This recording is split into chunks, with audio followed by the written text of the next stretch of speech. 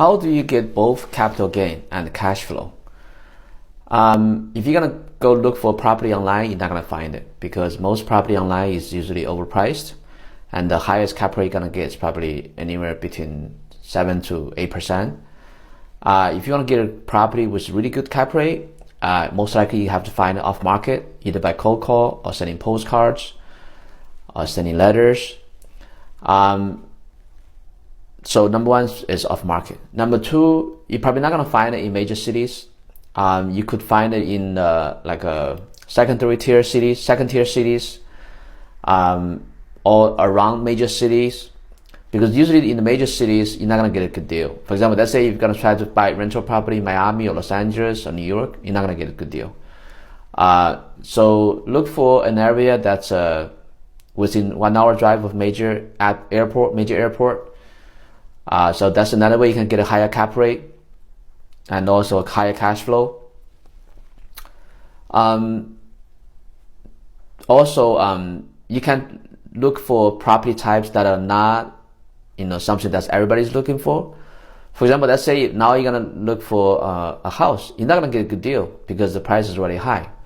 So pretty much you want to go against the conventional norm. For example, the conventional norm says, oh, you got to buy a property in a really good location. But if you're looking for in a good location, you're not going to get a good deal. The return is going to be very low. If you want to get a higher return cap rate, then you got to go drive outside, maybe 1 hour, half an hour, 1 hour outside from metro. And also people say, oh, single family home is the most popular property type because everybody wants it. But the problem is, if everybody wants something, then you're not going to get a good deal. So you're supposed to do the opposite. You're supposed to be looking for something that nobody wants. For example, right now, most people, especially half a year ago, nobody want a hotel, nobody want an office because of the pandemic. Then if nobody want it, then that's what you should buy. Because let's say if you try to buy a apartment right now, you're not gonna get a good deal because everybody is looking for the apartment.